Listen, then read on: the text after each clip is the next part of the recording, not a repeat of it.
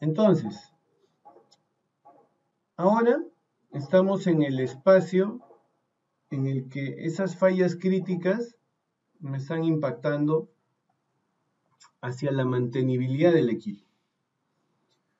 Quiere decir que este espacio, ¿no es cierto?, de la mantenibilidad debe estar asociado al proceso de reparación, porque la mantenibilidad es la probabilidad de reparar un elemento, un ítem, en un determinado tiempo de, ¿no es cierto?, estimado, ¿sí? Es decir, si yo quiero conocer cuán probable es que repare un equipo respecto a la ocurrencia de una falla en 8 horas, me estará dando un determinado valor, ¿correcto? Y claro, ahí yo voy a poder establecer que si hay una alta probabilidad de que se pueda reparar en ese tiempo o hay una baja probabilidad, entonces en función de eso tendré que tomar decisiones, ¿ya? Pero lo que hay que hacer es tratar de optimizar esa mantenibilidad, porque esta mantenibilidad depende justamente de lo que se haga dentro del proceso de reparación. Entonces, para ello es muy importante que nosotros podamos justamente generar esa acción, ¿no? Reestructurar o replantear, ¿sí? Replantear el proceso de reparación. Esto va a ser muy importante. Eso es lo que vamos a desarrollar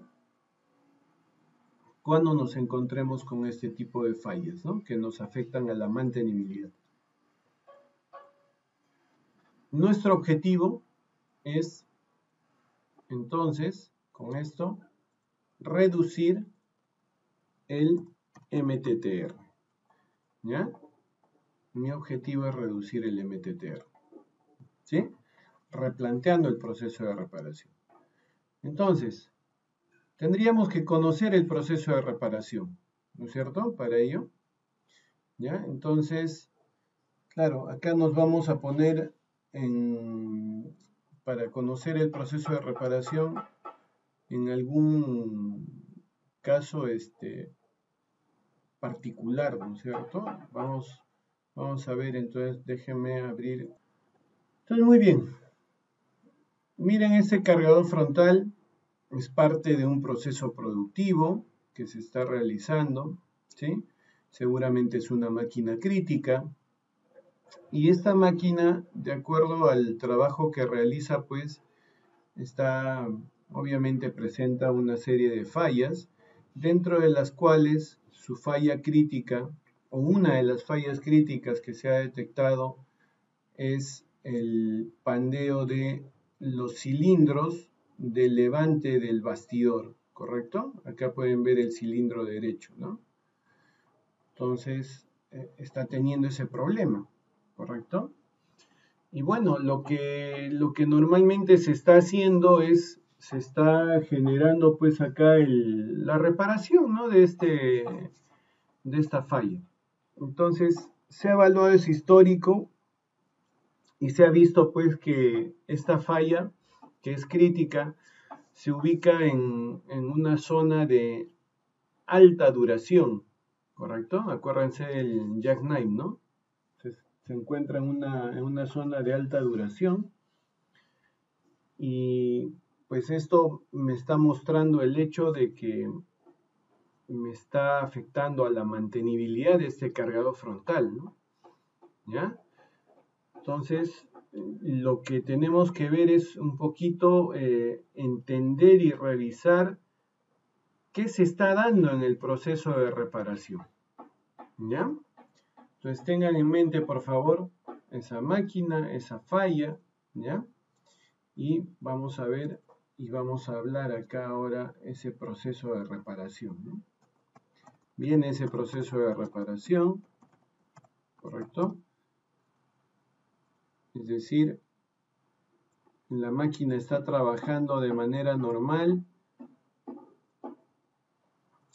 y ocurre esa falla, ¿sí?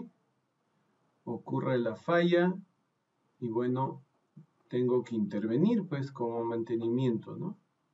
¿Ya? Entonces justamente el proceso de reparación se va a observar acá, ¿ya? Ese es el proceso de reparación. Todo lo que se sigue dentro de ese lapso de tiempo. Y entonces en el proceso de reparación, bueno, yo lo maximizo esto, le hago un zoom, ¿sí? Y lo que me encuentro pues es lo siguiente, ¿no? Que lo que se está dando es esto. Hay un primer momento en el cual ocurre la falla, ¿no es cierto? Y el operador se toma un tiempo todavía para comunicar respecto a la ocurrencia de la falla, ¿ya? Entonces hay un tiempo que me toma en avisar sobre la falla, ¿no? El aviso a mantenimiento, ¿ya? Me toma un tiempo. Una vez que mantenimiento ha tomado conocimiento de esta falla, bueno, mantenimiento empieza a preparar las acciones, ¿no? Indaga incluso respecto a la ocurrencia de la falla, obtiene un poquito más de datos, ¿sí?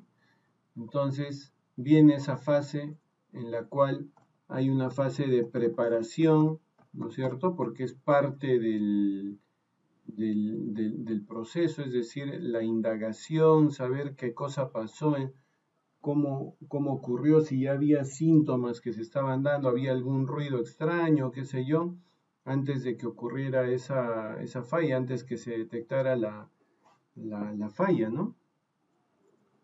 Entonces viene esa fase de preparación y además me preparo también para poder ir a donde quedó el equipo, ¿no? Entonces, preparación y ubicación, ¿no?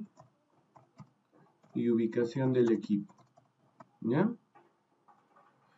Entonces, me preparo y me voy a ubicar al equipo. Una vez que lo he ubicado, entonces voy a entrar a otra fase. Y esta fase, pues va a venir seguida a esa preparación y ubicación, en la cual básicamente yo lo que realizo, como ya estoy en la máquina, entonces empiezo a evalúo la máquina, le hago pruebas y demás, ¿no es cierto? Con esto lo que estoy haciendo es un proceso de diagnóstico. Estoy evaluando el problema de la máquina, ¿sí? Hago un diagnóstico. Y ese diagnóstico me da un resultado, ¿no? Me dice, bueno, acá hay un problema porque se ha deformado el vástago del cilindro derecho del levante del bastidor del cargador, ¿no? Entonces acá ya lo que procede es básicamente reemplazar o todo el cilindro o el kit incluyendo el vástago, ¿no? Dependiendo de lo que se tenga que hacer. Eso es parte del diagnóstico. Entonces defino qué necesito, cuáles son los requerimientos ahora, ¿sí? Entonces ahí justamente aparece otra fase, ¿sí? Que es justamente esta fase en la cual se ha definido qué cosa necesito para poder generar la reparación. Entonces se ha procedido a hacer el pedido, ¿no es cierto? Y como los repuestos de mantenimiento correctivo no están ahí, entonces hay un tiempo de espera, ¿no? Hay un pedido y espera de repuestos, ¿no? Ahí está el pedido y espera de los repuestos. Y muy bien, hago ese pedido, va a pasar un tiempo y una vez que pues pase este tiempo, obviamente ya voy a estar listo para ejecutar la tarea de mantenimiento que corresponda y voy a tener que hacer el proceso de reparación. ¿Ya? Entonces acá particularmente ya está la misma reparación. ¿Sí? Se hace la reparación, se hacen las pruebas y se constata que ya la máquina levanta, todo está conforme, muy bien, finalizó todo el proceso y ahora la máquina entonces puede tomarse un tiempo para poder retornar a la operación. ¿Ya? Entonces viene esa última etapa de retorno a operación. ¿Ya? Muy bien, entonces esa es la historia de ese cargador frontal.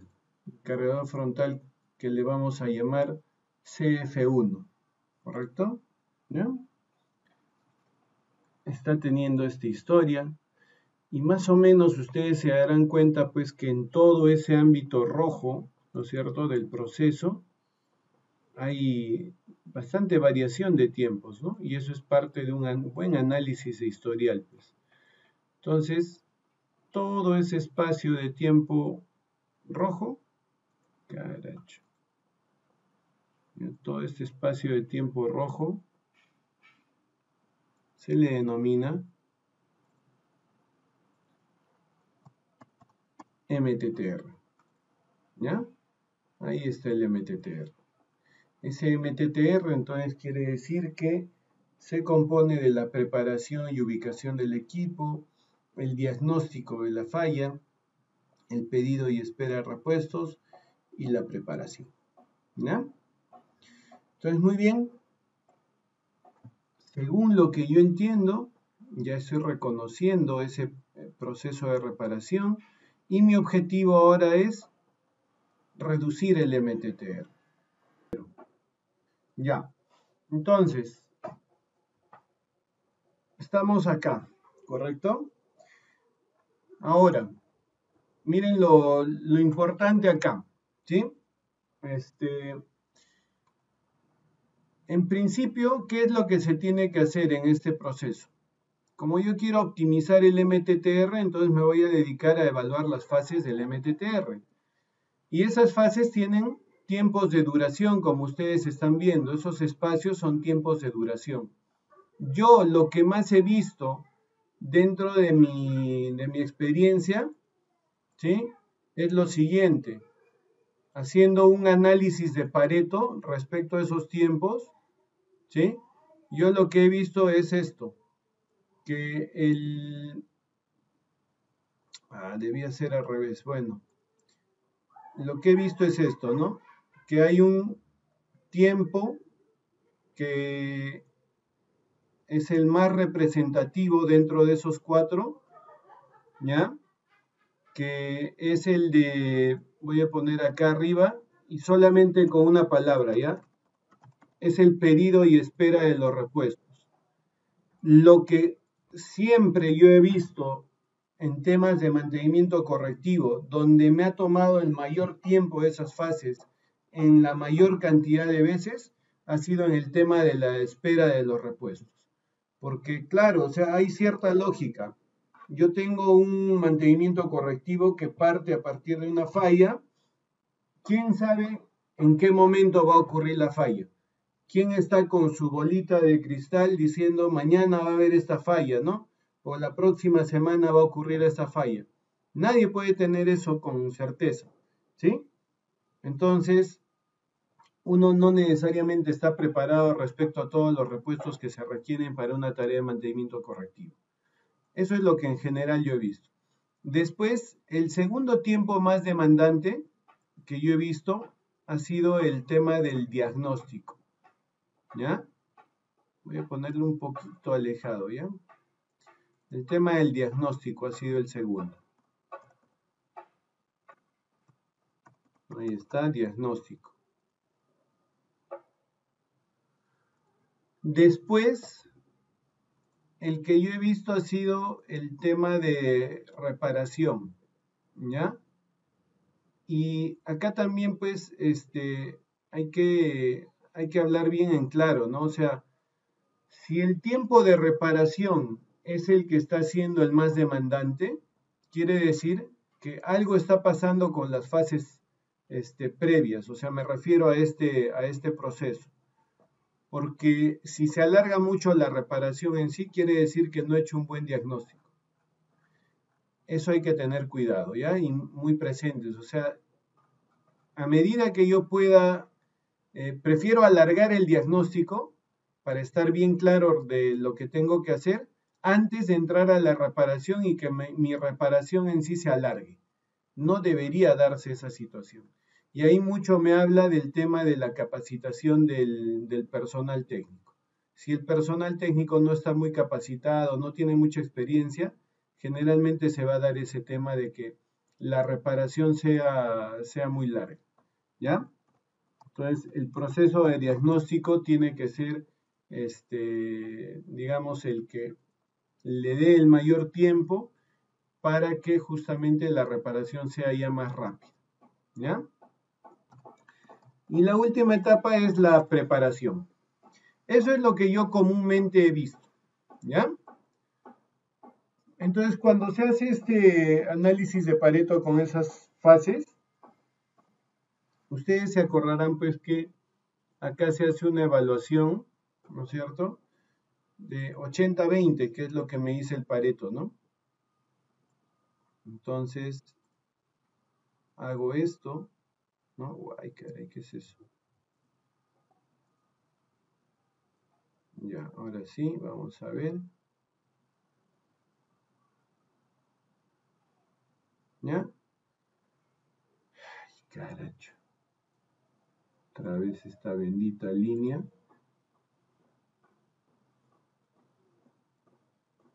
Y ya. Muy bien.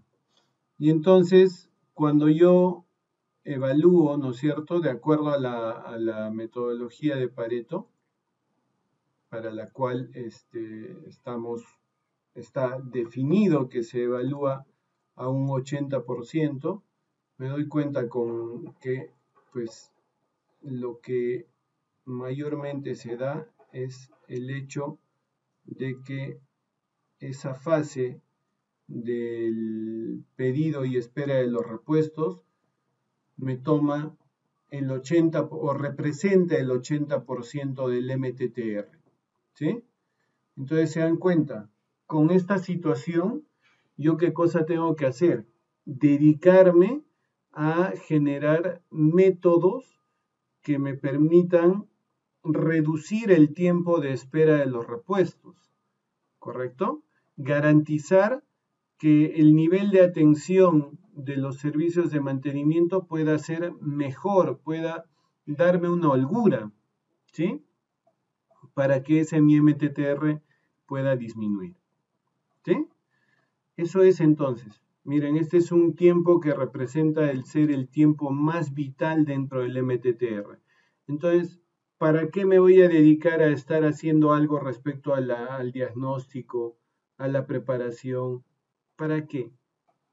Esos tiempos no me van a representar ningún efecto, porque entre esos tres están representando el 20% del MTTR, mientras que el tema del pedido y espera de repuesto representa el 80%. Entonces tengo que generar planes de acción justamente para poder hacer que el tiempo de espera de los repuestos sea menor y eso va a hacer que el impacto sobre el MTTR llegue a ser un impacto del 80%. ¿Ya? ¿Me entendieron? ¿Cuáles son las acciones que se esperan realizar acá? Bueno, lo primero en este proceso es entrar a un proceso de revisión de lo que son repuestos vitales y triviales. ¿Ya? Entonces, como estamos entrando al tema de los repuestos, entonces tengo que evaluar, ¿no es cierto?, los repuestos encontrando ¿no es cierto?, si esos repuestos están dentro de una categoría vital o dentro de una categoría trivial. ¿Correcto? Eso es lo primero que vamos a realizar hoy día en nuestra sesión de clases.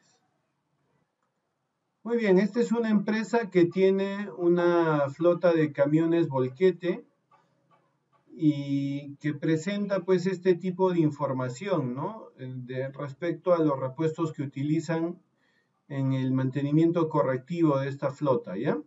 Entonces ustedes estarán viendo que me indica pues los repuestos y el nivel de consumo de los repuestos en piezas por año, ¿no es cierto?, de cada una de las categorías de repuestos.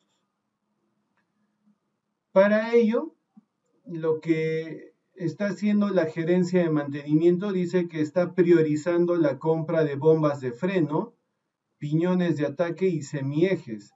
¿Por qué? Porque ellos han hecho su análisis y han considerado que estos elementos pertenecen a sistemas críticos de los camiones, lo cual es cierto, ¿no? O sea, las bombas de freno, obviamente, son de un sistema crítico. Piñón de ataque semieje también están en un sistema crítico, ¿no es cierto? Entonces, no deja de ser cierto, ¿ya? Pero viene un gran problema, pues, que ellos están haciendo un control del almacén y han detectado sobrestock de varios de los repuestos, y dentro de estos repuestos están figurando las bombas de freno. Sobrestock, o sea, tienen mucha cantidad, ¿ya? Entonces, esto todavía no voy a leer, después lo veo.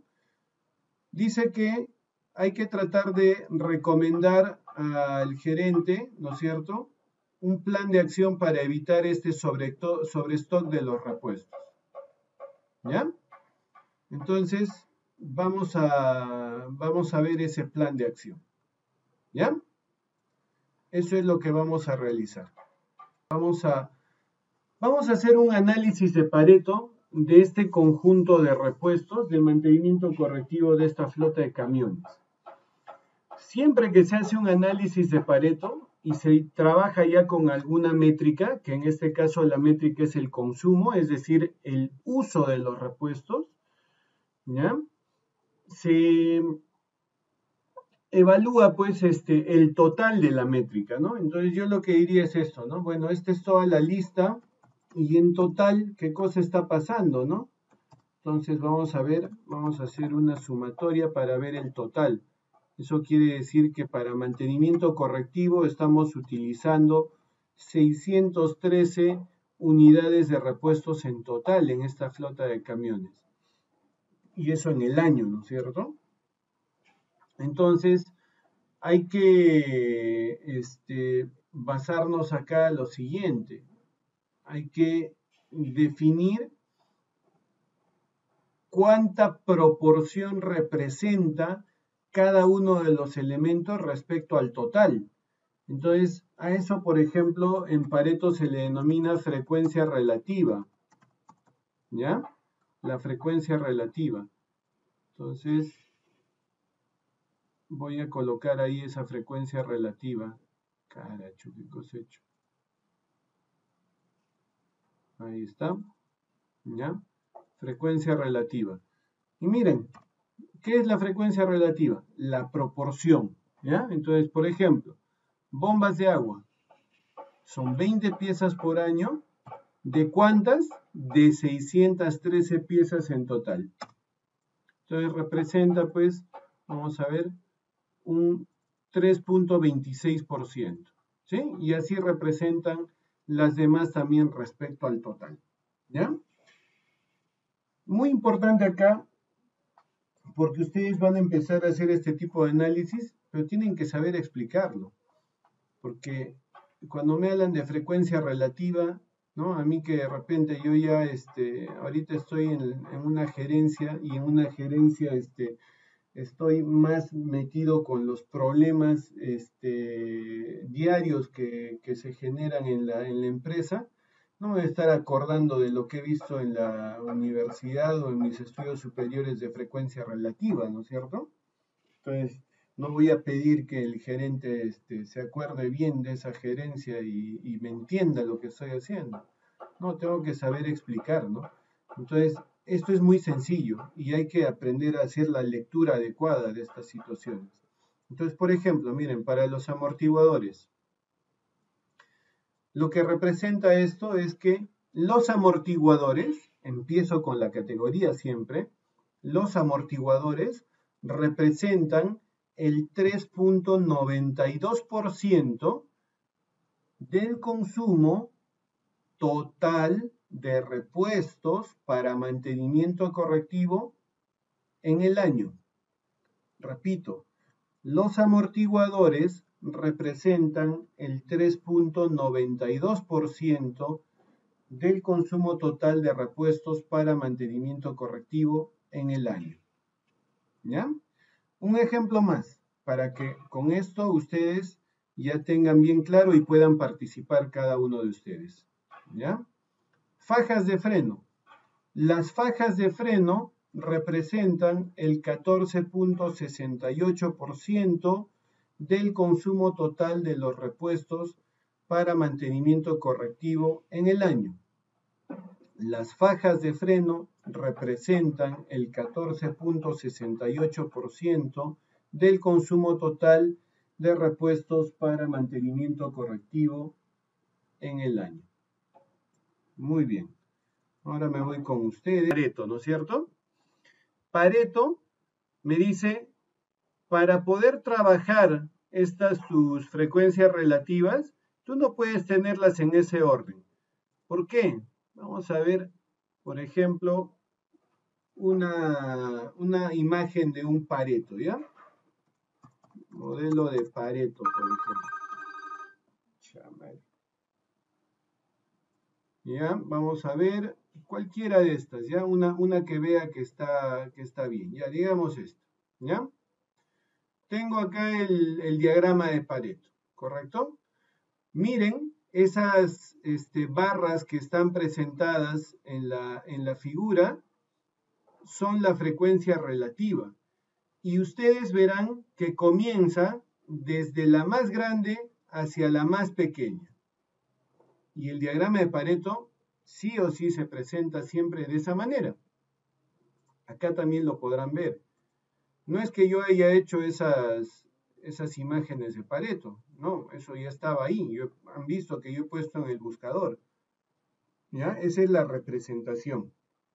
Entonces, yo lo que voy a hacer es esta frecuencia relativa, ordenarla de mayor a menor. ¿Correcto? De mayor a menor y me va a pedir ampliar a toda la tabla. Así voy a ampliar a toda la tabla. Ya está, perfecto. Ahora sí, ya aparecen las categorías en ese orden esperado. ¿Ya? Entonces lo que vamos a hacer es graficar. ¿Sí? La frecuencia relativa, vamos a hacer un gráfico de columnas. ¿Ya? Ahí está el gráfico de columnas. ¿Sí? Ya se empieza a aparecer al modelo de Pareto que hemos visto en internet, ¿no es cierto? ¿Ya? En el rincón del vago, ¿sí? Ahí hemos encontrado bastante información, ¿no es cierto? ¿Ya? Ahí está, ¿sí? Ya se empieza a aparecer, ¿ya? Entonces, muy bien. ¿Qué tenemos que hacer ahora acá? Fíjense, acá hay algo muy importante que más adelante nos va a servir. Acá estoy evaluando pues 12 categorías de repuestos nada más, 12 categorías. Pero ¿de qué me sirve estar mirando así a las categorías como 1, 2, 3, 4? De nada, ¿no? Yo sé al final que está empezando de una primera categoría, será la número 1, la que le sigue será la número 2 y así, ¿no es cierto? Hasta llegar a la número 12. A mí me interesa que más bien me identifique qué categorías están ahí, qué repuestos están ahí, ¿correcto? Entonces lo que yo voy a hacer es justamente seleccionar ahí las categorías de los repuestos para que las coloque en el modelo, ¿ya? Entonces un rayito de paciencia con mi Excel, ¿sí?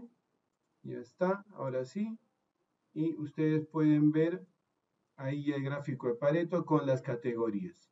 ¿Ah? Perfecto. Ahí están esas categorías. Ya tengo una a una todas las categorías que quiero analizar. ¿Ya? Después, ¿qué cosa vemos en Pareto? Vemos esta línea roja que está apareciendo ahí y que se va a otro eje coordenado.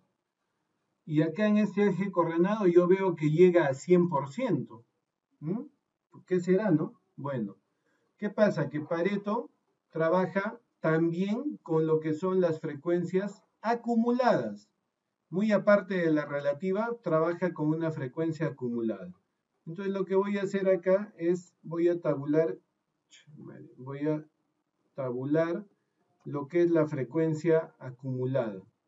¿Ya? Ahí está, esa frecuencia acumulada. Vamos a arreglar nada más con tranquilidad esto, no pasa nada. Es un ratito, un par de clics y ya se acabó. Ya está. Entonces, eso era lo que quería tener. Y como ya mis frecuencias relativas están ordenadas, entonces lo que voy a empezar es a acumular las frecuencias relativas. Y voy a decir lo siguiente. Hasta la categoría neumáticos, que es la que tiene la mayor frecuencia relativa, se acumula la misma frecuencia relativa. Pero a partir de la siguiente categoría ya se acumula la acumulada de la anterior más la relativa del que estoy evaluando. Por ende, yo ya podría decir lo siguiente, y escúchenme por favor. Entre neumáticos y fajas de freno representan el 34.26% del consumo total de los repuestos para mantenimiento correctivo en el año. Repito, entre neumáticos y fajas de freno representan el 34.26% del consumo total de repuestos para mantenimiento correctivo en el año. ¿Correcto? Y así voy a seguir avanzando en todas las categorías hasta que la última categoría deba tener un 100%. ¿Ya? Voy a hacer la lectura de cualquiera otra de las categorías. Amortiguadores, por ejemplo. Frecuencia acumulada, ¿ya? Desde neumáticos hasta amortiguadores representan el 90.21% del consumo total de repuestos para mantenimiento correctivo en el año. ¿Correcto? Repito, no necesito listar todas las categorías de repuestos, ¿ya? Desde neumáticos hasta amortiguadores representan el 90.21% del consumo total de repuestos para mantenimiento correctivo en el año. ¿Correcto? Seleccionar datos. Agrego una serie más. Dejen que piense mi máquina un ratito. Apúrate. Ya más lenta que mandada a hacer esta.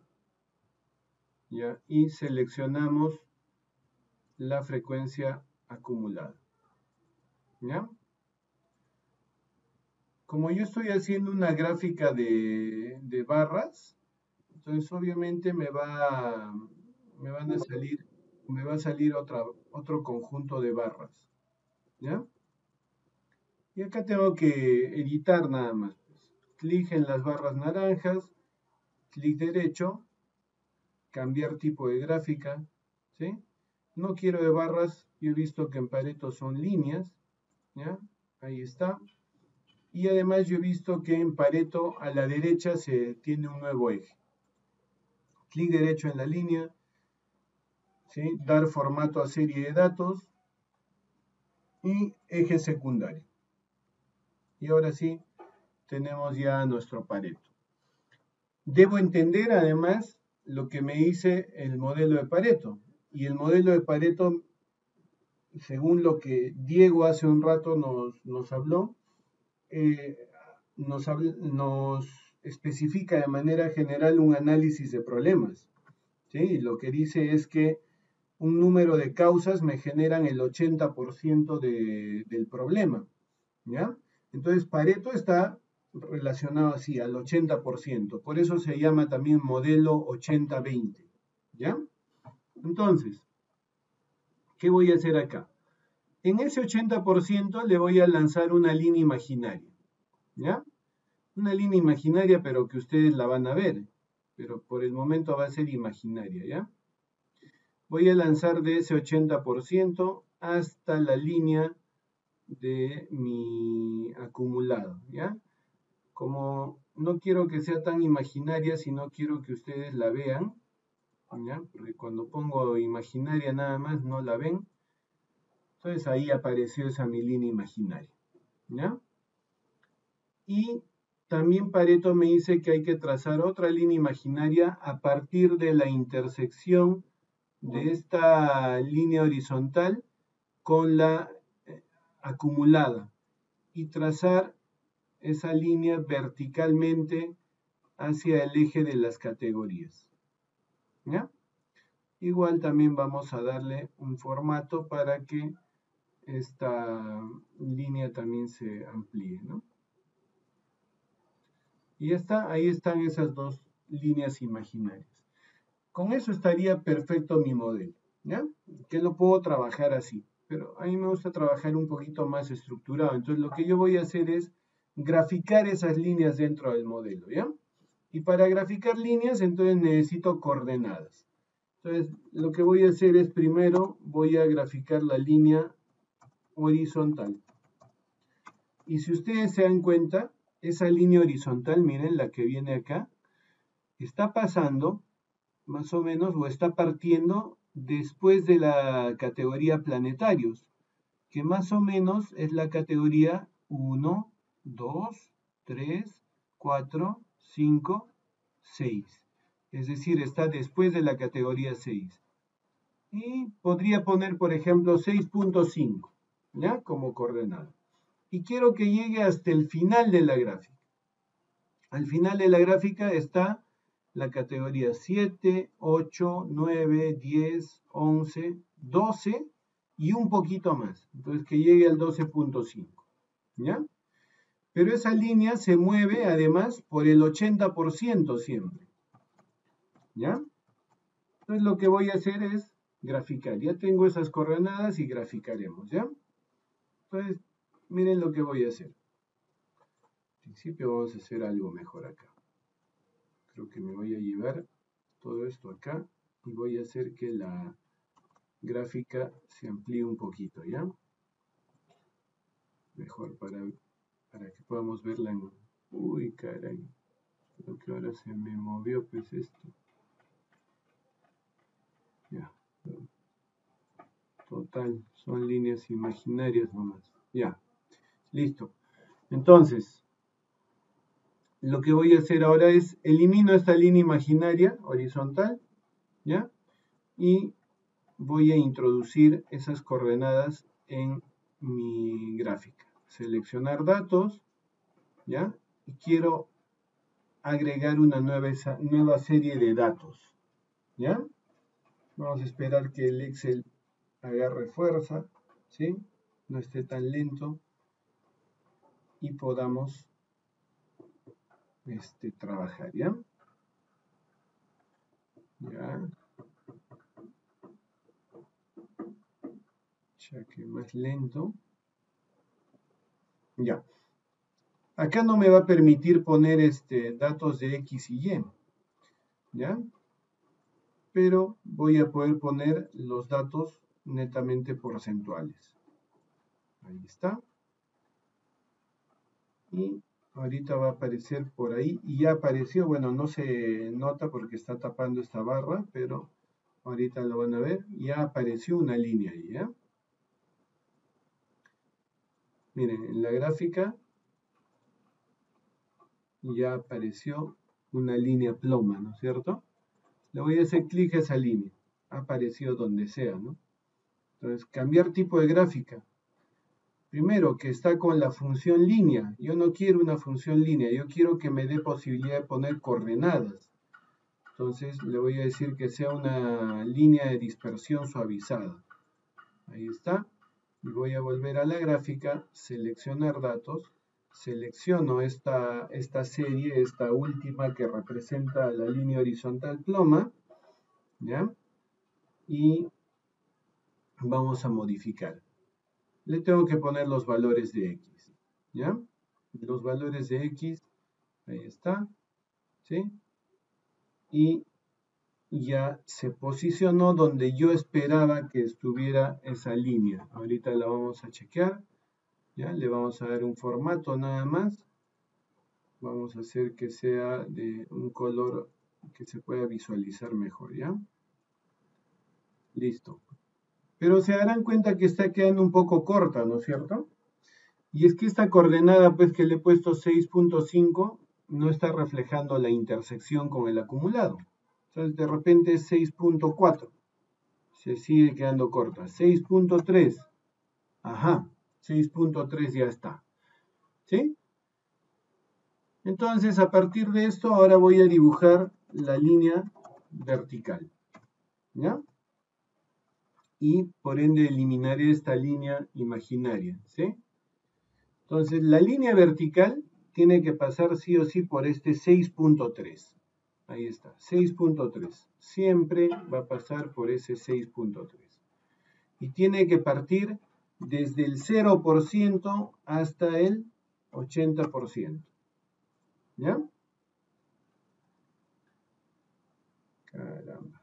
Ya. Entonces voy a graficar acá la línea vertical.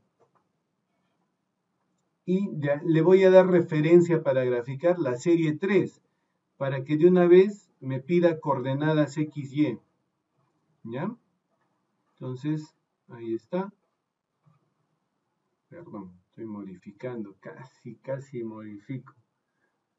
Lo que quiero es agregar. Y encima con el Excel que está a punto de colapsar, ya, agregar. Ya te apuraras, Excel.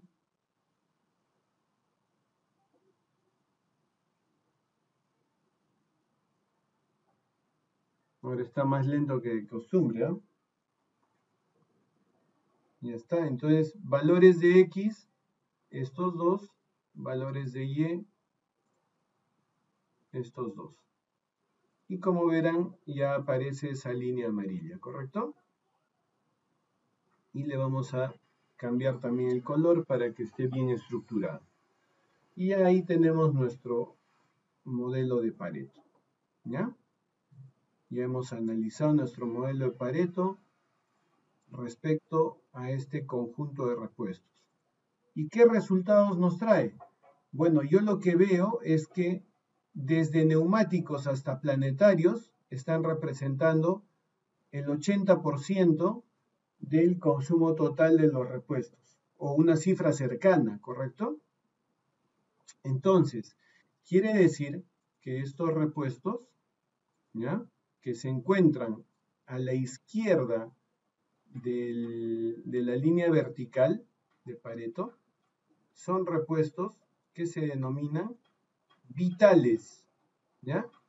Repuestos vitales. Esos son los repuestos vitales. Ahí está, ¿ya? Y por el otro lado tengo a los repuestos que no son vitales y que se les denomina triviales, ¿ya?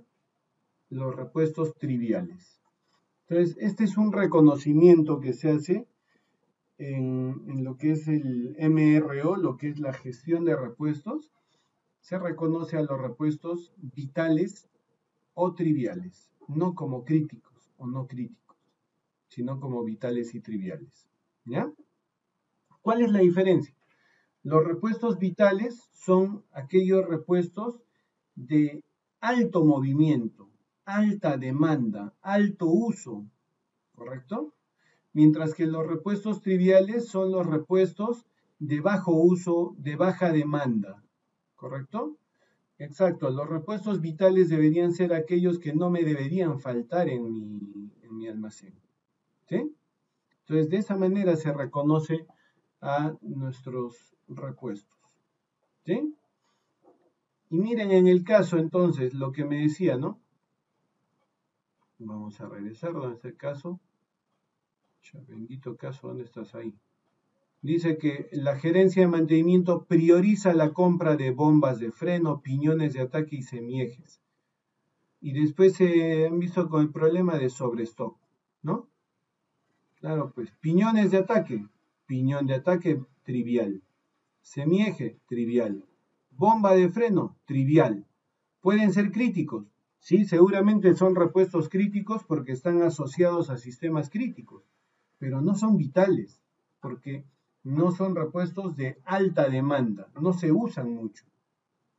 Entonces, ¿qué es lo que se hace acá? Bueno, conclusión. Para los repuestos vitales, casi se me sale una, ya, ahí están los vitales. En los repuestos vitales vamos a trabajar lote óptimo de compras y vamos a generar un stock de respaldo. ¿Ya? Esas dos son las acciones que voy a realizar con los repuestos vitales. El lote óptimo de compras y el stock de respaldo. ¿Ya? Con los triviales, no me voy a preocupar tanto de los triviales y simplemente voy a comprar lo que se vaya a utilizar de acuerdo al consumo por periodo. Si por ejemplo me dice que se consumen 10 semiejes, por ejemplo, ¿por qué me voy a hacer problemas? Compro los 10 semiejes, ¿no es cierto?, para ese año y a esperar que se consuma. Si en ese año el consumo de semiejes no fue de 10, se quedó en 8, tendré que evaluar mi nuevo ratio de consumo para el próximo año. Y entonces si mi nuevo ratio me sale 9, como tengo 2 repuestos o 2 semiejes que no se han consumido, entonces tendré que simplemente comprar 8 más para tener ese mi nuevo ratio de consumo de semiejes, ¿correcto? No me debo preocupar más por estos, no debo hacer más con los repuestos triviales, sino tener lo que se necesita según el requerimiento, según los historiales de consumo. Nada más. Con los vitales sí, ahí sí tengo que optimizar mis compras y generar stock de respaldo. ¿Ya? De esa manera lograré que la mantenibilidad se reduzca. ¿No es cierto?, de los repuestos vitales y triviales, donde los repuestos vitales son los de alta demanda, alto movimiento, y los triviales los de baja demanda o bajo movimiento. Y hemos definido que para estos repuestos vitales hay que generar acciones importantes. Entonces, las acciones que nosotros realizamos en estos repuestos vitales, ¿no es cierto?, habíamos dicho que en primer lugar hacen referencia a lo que es el lote óptimo de compras. ¿Sí? El lote óptimo de compras, y la otra acción es respecto al stock de respaldo. ¿Sí? Es importante entender acá que detrás de los repuestos hay algo que se llama la cadena de suministro.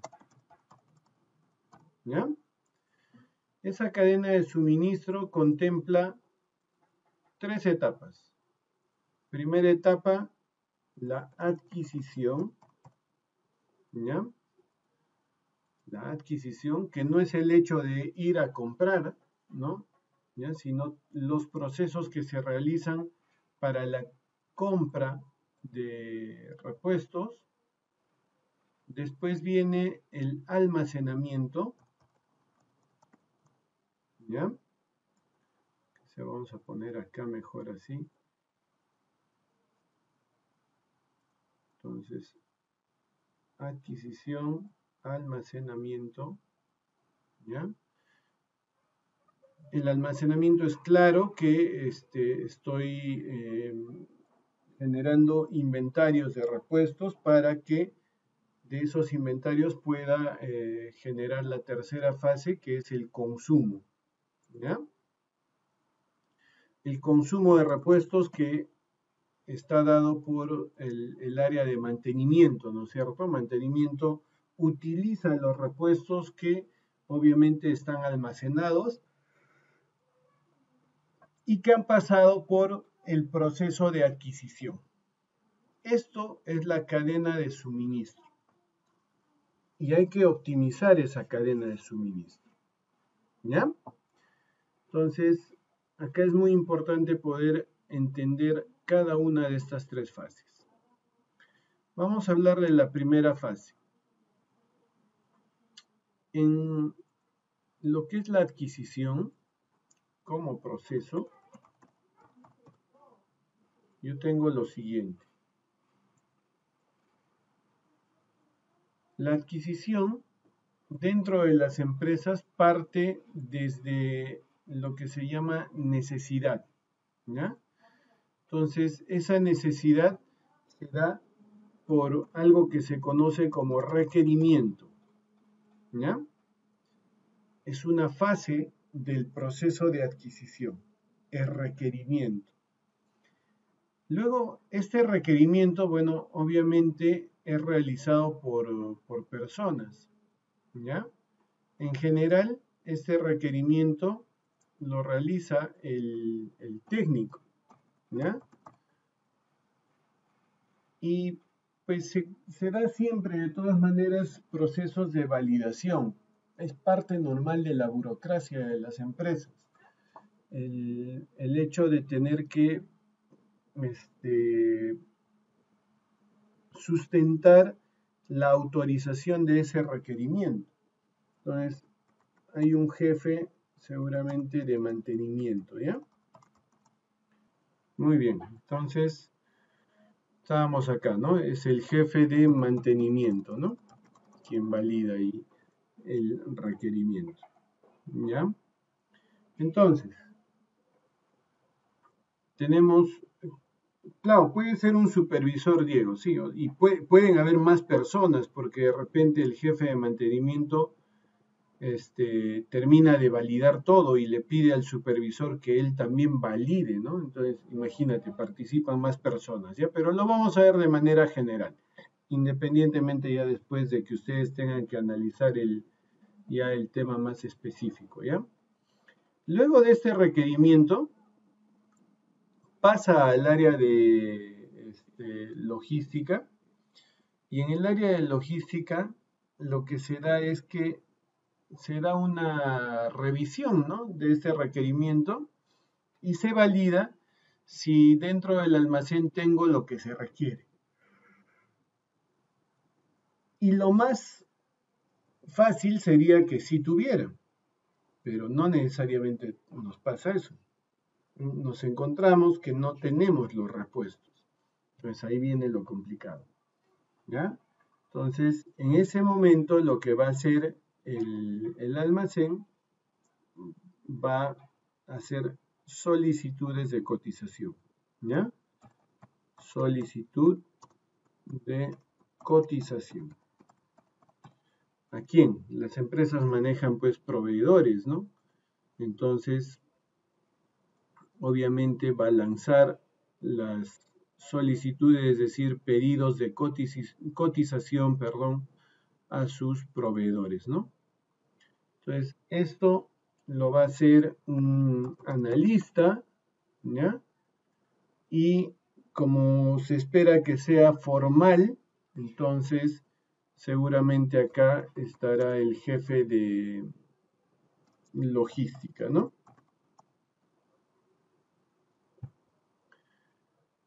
Luego, como tengo ahora, por ejemplo, hay un mecanismo muy importante que se ha generado, que es por lo menos tener 3 cotizaciones. ¿Ya? Entonces yo espero tener 3 cotizaciones para un determinado requerimiento de repuestos. Entonces después tengo que tomar una decisión respecto a cuál de las cotizaciones o con cuál de los proveedores voy a trabajar esta oportunidad. Entonces lo que se hace es una evaluación de cotizaciones. Y en esta evaluación de cotizaciones generalmente está el analista, ¿ya? Un analista, y también está la parte técnica, que es el jefe de mantenimiento, ¿ya? Entonces, el jefe de mantenimiento entra también en este momento porque él tiene que verificar si en las cotizaciones se está reflejando las especificaciones técnicas que estoy requiriendo. Y el analista después de eso va a decir, bueno, sí, entonces si todas cumplen, ahora sí nos vamos por el menor precio. ¿Ya? Entonces, acá tenemos lo siguiente. Una vez que evalúo esas cotizaciones, voy a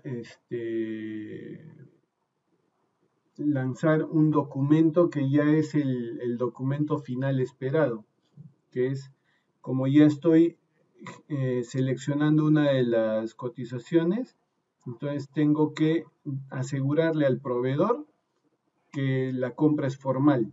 Entonces hay documentos que se denominan orden de compra. Entonces lo que hace el área logística es emitir, hace la emisión y la entrega de la orden de compra. ¿Ya? Entonces se la entrega al proveedor. Y esto también tiene que ir visado, ¿sí? Entonces acá está el analista, pero también el carácter más formal, ¿no es cierto? Pide que haya una autorización para estos procesos. Entonces va un jefe de logística también en este proceso, ¿ya? Entonces miren, de manera general estoy hablando de un proceso de adquisición, ¿ya?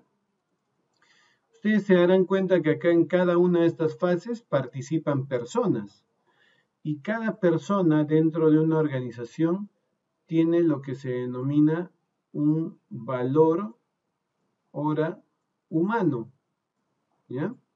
Antes denominado valor hora hombre, ahora valor hora humano, ¿ya? Es decir, cuántos soles o dólares por hora, en cuántos dólares o soles por hora estoy valorizado dentro de la organización. Todos nosotros, trabajando en una empresa, tenemos un valor hora humano, ¿ya? Y como sabemos que en este proceso se ha invertido tiempo, hay una inversión de tiempo, voy a poner acá, vamos a ver cómo me sale escribir esto, no es muy fácil, así es que un poquito de paciencia, ahí está, más o menos me está saliendo, solo que se ha perdido esta caso.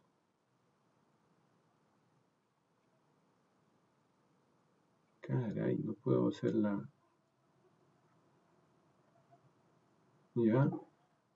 Entonces hay un tiempo, ¿no es cierto? Si yo multiplico ese tiempo por el valor hora humano, lo que voy a tener es un costo. Costo de cada persona dentro del proceso. Y si yo sumo todos los costos, o sea, totalizo, perdón, ahí se me fue, hasta el infinito y más allá, totalizo todos esos costos, voy a terminar teniendo como cálculo algo que se llama, mejor lo escribo así, costo de generar una orden de compra, ¿ya? A esto se le denomina el costo de generar una orden de compra.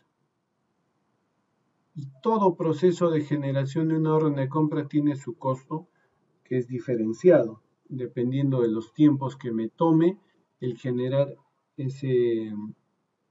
esa orden de compra de los respectivos repuestos. ¿Ya? Entonces es muy interesante, es muy importante además poder calcular ese valor. ¿Ya? ¿Se me entendió?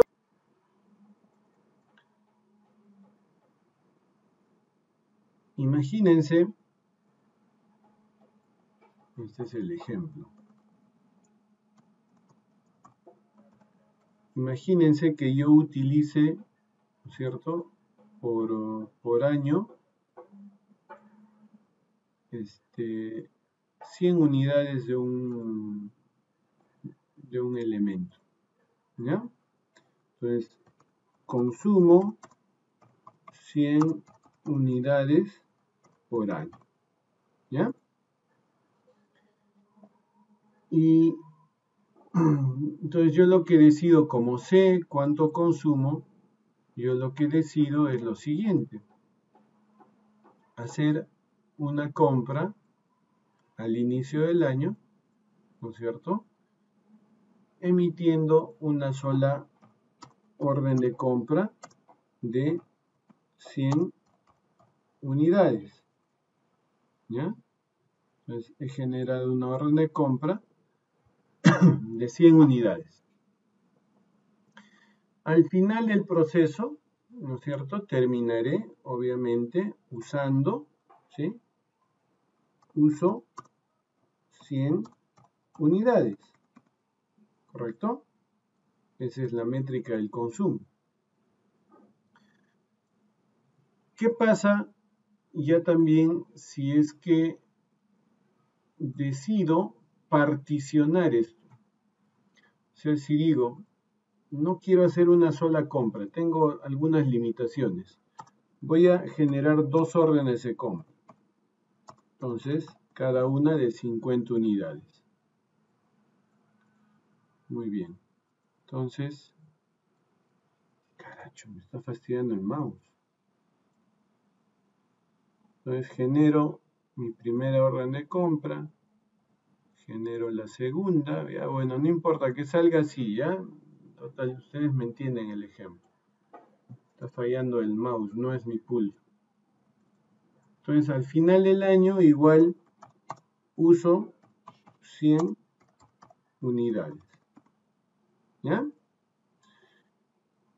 Por ahí, otra opción, ¿no es cierto? Digo, voy a generar 4 compras, 25 unidades cada compra. Y entonces, nuevamente genero mi primera orden de compra, la segunda, la tercera y finalmente la cuarta. ¿Ya? Al final del año uso 100 unidades. ¿Correcto? Entonces, ustedes se estarán dando cuenta de acá, hay algo muy interesante, ¿no? Como yo sé que generar esas órdenes de compra tiene un costo, ese costo de generar una orden de compra, entonces, en el primer caso, azul, yo veo que mi costo, ¿no es cierto?, estaría dado por una orden de compra por el valor de la orden de compra. Mientras que en el caso verde, ya tendría dos órdenes de compra. Entonces mi costo estaría dado por dos órdenes de compra por ese costo de generar órdenes de compra. Y peor, en el caso rojo, tendría 4 órdenes de compra por ese costo. Este costo que les estoy hablando se denomina costo de adquisición. ¿Ya? CSUFA, costo de adquisición. Y este costo de adquisición es igual al número de órdenes de compra generadas por el costo de generar una orden de compra. Esa fórmula que he escrito, ¿ya? Ahí está. Y entonces, ustedes como verán y se darán cuenta, si yo hago una relación de el costo de adquisición respecto a la cantidad de unidades que compro por cada orden de compra, vamos a tener una relación inversa. ¿Cómo así? Bueno, yo voy a hacer lo siguiente, ¿no? Voy a hacer un gráfico en el cual yo trabaje con dos variables. Una primera variable que le voy a llamar Q minúscula, que se refiere al lote de compra, ¿sí? A esas cantidades de 100, 50, 25, ¿ya? Ese es el lote de compra. Respecto a los costos que me genera dentro de la cadena de suministro, ¿ya? Entonces, en primer lugar, lo que yo veo es esto. Me doy cuenta que hay un primer costo en el cual yo he visto que si compro menos unidades, genero más órdenes de compra y por ende me cuesta más. Entonces, más o menos se da una relación de este tipo, ¿ya? Esa línea roja está ligada al costo de adquisición, ¿sí? El costo de adquisición es menor mientras más unidades decida comprar, porque genero menos OTs, menos órdenes de compra, perdón, ¿ya? Entonces, eso es lo primero que tenemos que ver, ¿ya? En la que ya lo adquirido tiene que pasar a un registro de inventario dentro de mi organización. O sea, eso no se puede pasar de frente a la máquina, porque tienen que cumplirse ciertos procesos para saber que el elemento que estoy comprando ha llegado, ¿no es cierto? Entonces no se puede saltar de frente a la máquina y no haber tenido un registro. Entonces todo esto pasa por almacén, se registra y de almacén recién se le da la salida para el uso en mantenimiento, ¿ya? Entonces, este almacenamiento tiene, voy a poner acá otra pizarra, ¿ya? Este almacenamiento que le vamos a poner un color verde, perdón, almacenamiento, ¿sí? Está dado por la cantidad que yo almaceno, ¿no? Es decir, hay un costo que se le denomina costo financiero de almacenamiento, C sub F, que está dado por la cantidad, ¿ya? Cantidad de elementos almacenados, ¿sí? Cantidad de elementos almacenados. Y como son productos, entonces cada uno de estos se supone que tiene un precio unitario, ¿ya? Entonces, esta es la fórmula, ¿ya? Pero vamos a entender un poco esta situación, ¿ya? Para eso vamos a abrir el PPT. Este esquema que están viendo es un esquema que me define un ciclo de consumo de repuestos. Miren que es un proceso que se está dando en el cual se están dando ingresos de elementos hasta en 3 ocasiones acá, ¿no? Que se puede repetir en más veces. Pero no solo está el ingreso, sino también está el nivel de inventario que tenemos, ¿ya? ¿Qué cosa me muestra? Para que lo entiendan. Yo tengo un primer lote que adquiero con Q unidades, ¿ya? Estas Q unidades entran a mi almacén y se van a empezar a consumir, ¿sí? Se van a consumir de manera gradual. El consumo de estas Q unidades se va a dar en un tiempo de T mayúscula, ¿ya? O sea, las Q unidades se acabarán en un tiempo T mayúscula. Luego de este tiempo, que ya me quedan 0 unidades, lo que se está viendo que se cumple es que hay una reposición automática del lote, ¿sí? Es decir, ya tengo nuevamente mis Q unidades, que otra vez se van a consumir en un tiempo T y nuevamente tendré una reposición automática. Esto me está hablando de un ciclo ideal. Ideal porque hay una reposición automática. ¿Qué cosa lo hace ideal también? El hecho de que el consumo sea constante, ¿sí? Hay una constante acá en el consumo, como lo están viendo. Cuando yo tengo estos ciclos ideales, que tienen esas características de tener un consumo constante y de tener una reposición automática respecto a cuando ya se acabó mi lote, entonces lo que se da es que en cualquiera de estos tres ciclos o de esta de las fases de este ciclo de consumo, si ustedes se dan cuenta, miren, voy a hacer lo siguiente, a ver, vamos a ver. Yo quiero entender un poquito qué cosa pasa en este evento nada más, ¿ya? Vamos a sacar ahí el fondo esto, sin relleno, ¿ya? Miren, esa fase de este ciclo de consumo, ustedes se darán cuenta que hay dos procesos de inventario obligados. El inventario, ¿qué cosa es? El inventario es la contabilización de los repuestos, ¿ya? Inventariar es un proceso de contabilizar, ¿sí?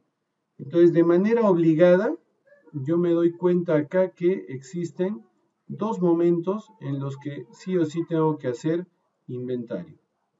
El primero, lo ven ustedes ahí, ¿ya? En este momento en el que me llega mi lote, ahí, ¿correcto? Y el segundo, ustedes se darán cuenta que tiene que darse acá en este momento, cuando se acaba mi lote, ¿ya? Ahí cuando se acaba mi lote es otro momento, ¿ya? Entonces, voy en un rayito a pizarra. Entonces, ¿qué cosa estábamos haciendo? Habíamos dicho que hay dos procesos de inventario. Voy a ponerle así, inventario 1. ¿Cuántas unidades tenía? ¿Cuántas unidades me llegaron? Q, ¿no es cierto? Y en el inventario 2, ¿cuántas unidades tengo? ¿Cuántas unidades tengo en el inventario 2 que se hace al final de esa fase del ciclo de consumo? Hablen. 0, muy bien, perfecto, estás atento. Ya, entonces tengo 0 unidades. Ahora entonces yo voy a decir, y en total entonces en los dos inventarios que he hecho, ¿cuántas unidades he tenido? En total he encontrado Q unidades, ¿correcto? En total, ¿no es cierto? Y entonces yo quiero decir, entonces, en promedio, cada vez que yo haga inventario, ¿cuántas unidades encontraría en mi almacén? Q medios, perfecto, muy bien, así me gusta cuando están atentos y me siguen y me están respondiendo. Q medios entonces en promedio, ¿ya? Por eso es que ustedes habrán visto que acá en el PPT aparece esa línea del Q medios. Porque ese Q medios me está diciendo, como este es un ciclo ideal en el cual el consumo es constante y hay una reposición automática de los elementos, entonces nunca te quedas sin stock, porque es ideal, ¿no es cierto?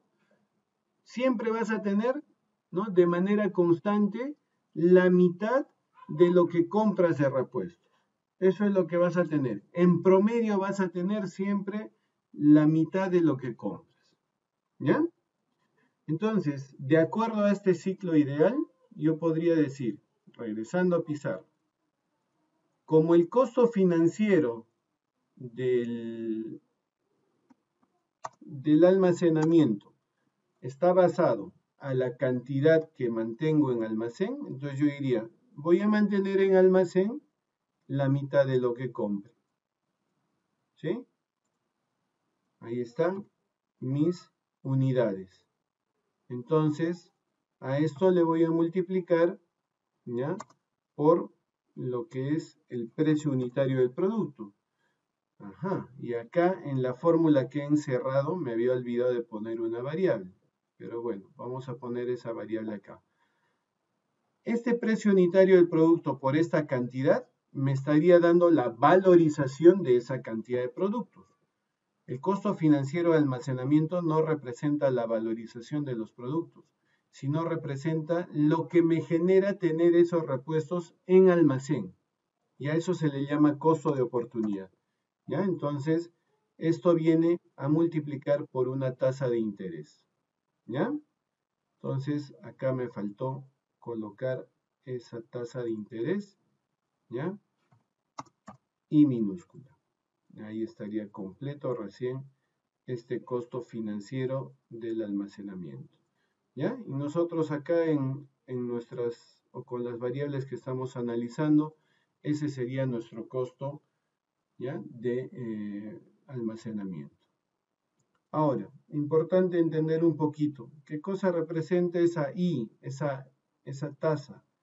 Bueno, no sé si acá tengo, pero bueno, les voy a mostrar algún otro material donde tenga ese aspecto, porque bueno, eso es parte de administración de mantenimiento. A ver, debe estar acá. ¿Ya? Miren, cuando hablo de costo de almacenamiento, el costo de almacenamiento está ligado a todos estos aspectos que ustedes están viendo. ¿Ya? Interés financiero, por supuesto, hay un interés financiero por el hecho que les he dicho, porque estoy inmovilizando capital. Porque imagínense que yo almacene 100 neumáticos, ¿ya? Tenga en mi almacén 100 neumáticos. Y cada neumático me cuesta o tiene un precio de 100 soles. Entonces, lo que tengo en mi almacén es 10.000 soles, pero no en plata, 10.000 soles en neumáticos. Por ende, no es capital, sino es un capital que está en producto. Estoy inmovilizando capital. A eso se refiere, ¿ya? Eso es lo que refleja entonces el interés financiero que me genera, ¿ya? Y esto, esa tasa de interés, se fundamenta a todos los aspectos que están viendo. Esa gestión y manejo de inventario, por ejemplo, que atrás de esto ya tenemos pues personas que gestionan nuestros inventarios, gestionan nuestro almacén, controlan nuestro almacén y además lo hacen ahora, en estos días, ya con una, obviamente, infraestructura informática, ¿no es cierto? Ya no estamos en los tiempos en los que yo hacía el control con lo que se llamaban cuadernos de cargo, o los formatos de Cardex, que ahora se usan, pero se usan de manera complementaria netamente para fines de auditorías, ¿ya? Pero ya lo que prima ahora es el uso de la infraestructura informática, ¿ya? Luego tengo también infraestructura propia del almacén, ¿no es cierto? Y que requiere energía eléctrica, seguridad, darle mantenimiento cada cierto tiempo. No es que ya tengo mi almacén y lo voy a tener como sea, ¿no es cierto? No, no es así. Después tengo sistemas adjuntos. ¿A qué se refiere el sistema adjunto? Que en almacenes yo muevo pues volúmenes, cargas pesadas, entonces muchas veces necesito montacargas y eso tiene un costo atrás, ¿no es cierto? Entonces a eso se refiere, ¿ya? Y los tratamientos especiales que se tienen en los almacenes porque se tiene que delimitar zonas de, qué sé yo, productos inflamables, otra zona de repente donde se coloquen aquellos repuestos que tienen que ser aislados con un mayor grado del contacto con la humedad. Tengo que tener pues mis anaqueles bien revestidos, protegidos, ¿ya? A todo eso se refiere. De ahí, a nivel de lo que es el otros, me dice, me habla de lo que son seguros. Pasa que como estoy inmovilizando capital y capital fuerte dentro de un almacén, hay plata ahí, bastante plata. Imagínense que ocurre un siniestro, ¿no? Un incendio, qué sé yo, pierdo todo, ¿no? Si no tengo el seguro. En cambio, si tengo un almacén asegurado, entonces por lo menos recuperaré la suma asegurada, ¿ya? Y el tema de obsolescencia que también está atrás de esto, que me habla mucho de lo que es el tema de la depreciación de los repuestos por ya falta de uso. Es decir, de repente lo que le podría pasar a esta empresa que se estaba estoqueando con repuestos que son de baja demanda, ¿no es cierto? Y que se quedaba ahí con sobrestock. En algún momento se van a dar de baja las unidades y me voy a quedar con esos repuestos ahí. ¿Qué hago con esos repuestos si ya no tengo en qué utilizarlos? Voy a tener que venderlos y el venderlos no va a representar recuperar el 100% del precio al que los he comprado. Todo eso está detrás de esa tasa de interés, ¿ya? A ver, muy bien. Entonces, en función de esta fórmula vamos a evaluar este costo financiero y vamos a utilizar este mismo ejemplo que hemos utilizado acá en la adquisición. Miren, según lo que se entiende del ciclo ideal de los consumos, yo diría, si compro 100 unidades, entonces quiere decir que almacenaría, ¿no es cierto? 50, ¿no es cierto? Almaceno 50 unidades, ¿sí? Habíamos dicho que la mitad del lote es lo que se tendría en almacén, ¿no? O lo que existiría en almacén casi constantemente. En el segundo caso, lo que tendría es que constantemente tendría 25 unidades, ¿no es cierto? Porque estoy comprando 50 unidades. Entonces, como almaceno la mitad, mi almacén permanente sería 25 unidades. Y en el otro caso, no importa que me salga, aunque sea en decimales, solamente es para que me entiendan, ¿ya? Almaceno 12.5 unidades, ¿ya? Perfecto, así como pone Aldair, ¿ya? Aldair se habrá... Eso sería, ¿correcto? Entonces, miren, y quiero que relacionen lo siguiente, ¿ah? Porque el costo financiero del almacenamiento depende de estas unidades que yo vaya a comprar. Entonces, como hay dependencia, yo tendría que decir, cuando compro más unidades, almaceno más unidades. Por ende, el costo de almacenamiento va a ser más caro. Mientras que si compro menos unidades, almaceno obviamente menos unidades, por ende, el costo de almacenamiento es menor. ¿Sí? Entonces, eso quiere decir, llevando el color verde, ¿no es cierto?, del almacenamiento, eso quiere decir que el costo del almacenamiento sigue más o menos esta forma, ¿ya? Ahí está. A mayor cantidad de compra, mayor costo de almacenamiento. ¿Sí? Ahí está. Entonces, Gary, ahora tú me preguntaste, ¿es mejor entonces una sola orden de compra? Y ahora, ¿qué decimos? ¿Será mejor hacer una sola orden de compra? Tendré que hacer un balance, ¿no es cierto? Tengo que evaluar y verificaremos ahora qué es lo que nos conviene. ¿Correcto? Muy bien. Entonces, hasta ahora ya tengo dos fases de mi cadena de abastecimiento. ¿Sí? No necesariamente al ir la intersección es el punto adecuado, porque me falta todavía introducir la tercera fase de la cadena de suministro. ¿Ya? Pues vámonos a esa tercera fase. ¿Ya?